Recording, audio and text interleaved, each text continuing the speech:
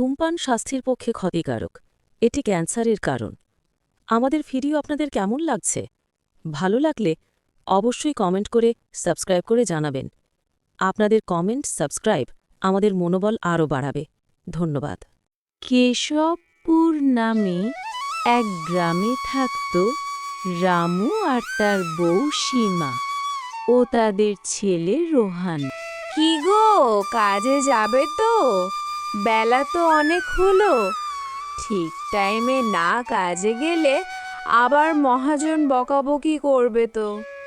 আজ আর ভালো লাগছে না কাজে যেতে। এই কদিন তো একটানা কাজ করলাম, আজ আর যাব না।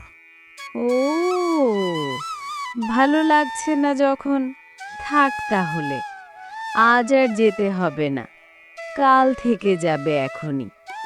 খেতে দাও দেখি, কি রান্না করেছ? তেমন কিছু ঘরে ছিল না, একটু ডাল করেছি আর আলু ভাজা।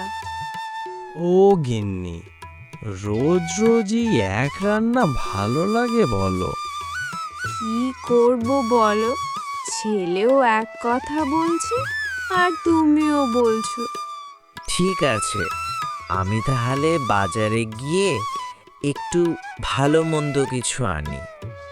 হুগো, যাও, অনেকদিন কিছু ভালো মন্দ খাইনি।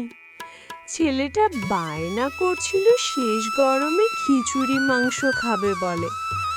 বাজারে যাও, বাজার থেকে একটা মুরগি নিয়ে আসবে। রোহান কই গেল? দেখছি না তো তাকে। এই তো খেয়ে স্কুলে গেল। স্কুল থেকে ফিরে যখন দেখবে ওর পছন্দের খিচুড়ি মাংস হয়েছে, তখন ছেলেটা খুব খুশি হবে। ওর জন্যই তো সব কিছু। এই বলে রামু হাট থেকে একটা বড় মুরগি নিয়ে বাড়িতে আসে। যখন ওরা দুজনে রান্না করছিল, তখন স্কুল থেকে রোহান বাড়ি ফিরে বলে, মা, কি সুন্দর গন্ধ! কি রান্না করছো? এই তো বাবা, তোমার পছন্দের খিচুড়ি মাংস করছি। রোহন খুশিতে লাফাতে লাগলো। পরের দিন ওর মা যখন রান্না করছিল, তখন রোহন তার মাকে বলে, মা, আমার দুটো বন্ধুকে বলবো দুপুরবেলা আমাদের বাড়িতে খাবে।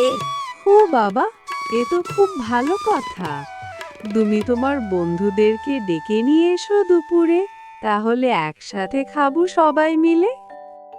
এই বলে রোহন তার দুটো বন্ধুকে ডেকে বাড়িতে নিয়ে আসে।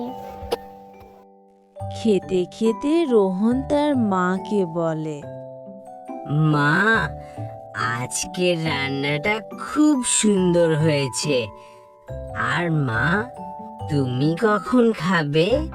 এই তো বাবা, তোমাদের খাওয়া হলে খাবো। সবাই মিলে একসাথে জমিয়ে খেলো। দুপুরবেলা খিচুড়ি আর মাংস খেলো।